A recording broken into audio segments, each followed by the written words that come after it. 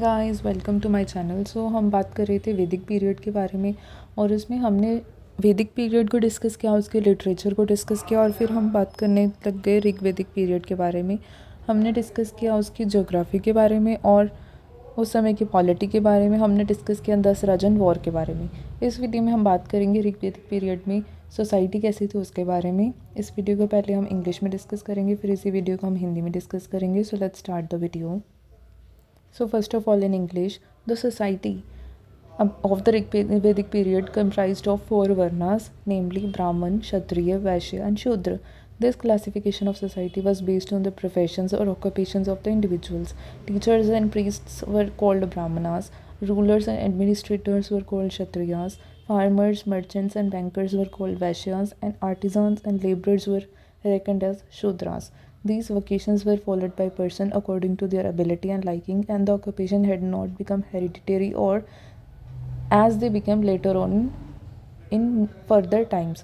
Members of the same family took to different professions and belonged to different ones, as well illustrated by a hymn of Rigved. In this hymn, a person says, "I am a singer, my father is a physician, my mother is a grinder of corn." So this shows how in Rigved the society was not based on the heredity. There was not rigidity in the society. Anyone could take any profession, and that's how anyone could become of any varna accordingly. So the unit of society was family, primarily monogamous and patriarchal society was there. Child marriage was not prevalent. A widow could marry the younger brother of her deceased husband, which is Niyog, which is called Niyog. So widow marriage was prevalent, child marriage was not there. The father's property was inherited by the son. Right to property existed in respect of movable things like cattle, horse, gold and ornaments, and also in the respect of immovable property like land and house. The home of the teacher was the school where he taught the particular sacred text. Milk and its products, curd, butter, ghee, formed an important part of the diet. There is also mention of grain cooked with milk, which is kind of a shira. The meat of fish, birds and animals was eaten. The cow was already deemed aghanya, that is not to be killed. So cow was already considered to be sacred. Rigved prescribed a penalty of death or expulsion from the kingdom to those who kill or who used to kill or injure the cows. Alcoholic drinks, sura and som, were also consumed. Aryans were primarily agricultural and pastoral people who reckoned their wealth in terms of cows. So cow was quite important in a Rigvedic period. Amusements including music, dancing, chariot racing and dicing were prevalent. One stanza in the Rigved known as Gambler's Lament says, "My wife rejects me and her mother hates me." सो अब यही बातें हम हिंदी में discuss करते हैं। सो हम बात कर रहे थे ऋग्वेद के बारे में, ऋग्वेदिक सोसाइटी के बारे में। तो हमने ऋग्वेदिक पीरियड का जो जोग्राफिकल एरिया था, कहाँ तक उसका एक्सटेंड था, वो डिस्कस कर लिया था। उस समय में पॉलिटी कैसी थी ये डिस्कस कर लिया था। इस वीडियो में हम डिस्कस कर रहे हैं सोसाइटी के बारे में। सो ऋग्वेदिक पीरियड में भी सोसाइटी 4 वर्णों में डिवाइड की गई थी। एक थे ब्राह्मण, क्षत्रिय, वैश्य और शूद्र। इनकी क्लासिफिकेशन जो थी वो प्रोफेशंस के बेस्ड पर थी, मतलब वो काम क्या करते थे उस पे बेस्ड थी। ठीक है, जो टीचर्स होते थे या जो पंडित होते थे, पुरोहित होते थे, उन्हें ब्राह्मण कहते थे। जो रूलर्स होते थे, एडमिनिस्ट्रेटर्स होते थे, उन्हें क्षत्रिय कहते थे। फार्मर्स होते थे, व्यापारी, मर्चेंट होते थे, बैंकर होते थे, उन्हें वैश्य कहते थे। और जो आर्टिजान्स होते थे, लेबरर्स होते थे, उन्हें शूद्र कहते थे। ठीक है, जो ये वोकेशंस होते थे, जो ये ऑक्यूपेशंस हैं, वो बर्थ पे डिपेंड नहीं करते थे, बल्कि एबिलिटी और लाइकिंग पे डिपेंड करते हैं कि किसी पर्सन का क्या इंटरेस्ट है, क्या काम करना वो चाहता है। सो एक ही फैमिली के सदस्य अलग अलग प्रोफेशन को बिलोंग करते थे, इसीलिए वो अलग अलग वर्णों को भी बिलोंग करते थे।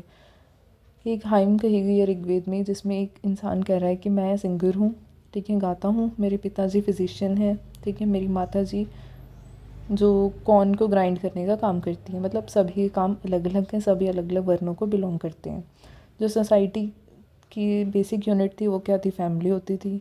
और सोसाइटी प्राइमरीली पेट्रियार्कल सिस्टम पे चलती थी, मतलब पिता ही जो मुखिया होता था घर का। ठीक है, चाइल्ड मैरिज नहीं थी। जो वीमेन थी उनकी काफ़ी इज्जत होती थी, तो विडो रीमैरिज अलाउड थी।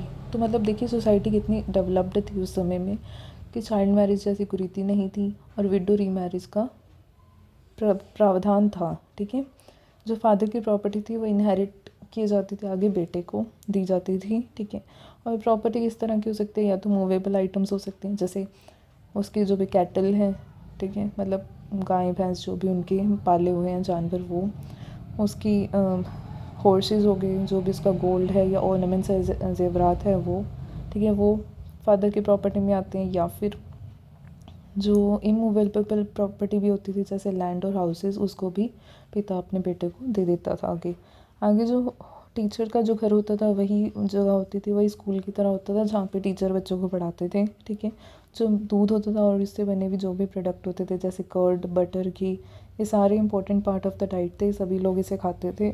और ऋग्वेद में मेंशन किया गया है कि दूध में चावलों को कुक करके बनाने की प्रथा को भी मेंशन किया गया। चावल दूध में ग्रेन्स को मिक्स करके बनाने की भी प्रथा शो हुई है। ठीक है, तो इस चीज़ को क्या कहते हैं, जो ये प्रोडक्ट बनता है उसको शीर कह के बुलाया गया। ठीक है, जो फिशेस का, बर्ड्स का, एनिमल्स का मीट था वो खाया जाता था।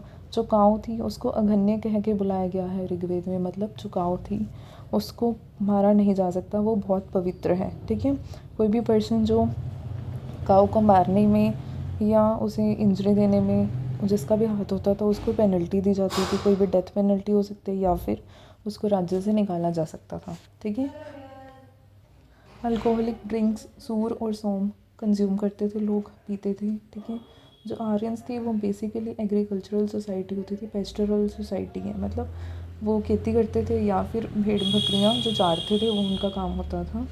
और उनकी वेल्थ किस चीज़ में नापी जाती थी, मतलब कितनी काउज़ हैं उनके पास, उस चीज़ पे नापी जाती थी। ठीक है, अम्यूज़मेंट के कई तरीके थे, मतलब अपने एंटरटेनमेंट के कई तरीके थे, जैसे वो म्यूज़िक सुनते थे, डांस करते थे, चैरियट रेसिंग, मतलब रथों की जो रेस होती है वो होती थी, डाइसिंग मतलब जो चौकर वगैरह जो डाइस से गेम खेलते हैं वो होती थी। ठीक है, तो ये सारी चीज़ें थी जो ऋग्वेद की सोसाइटी में प्रेवलेंट थी। तो ये थी ऋग्वेद पीरियड की society. Thank you so much.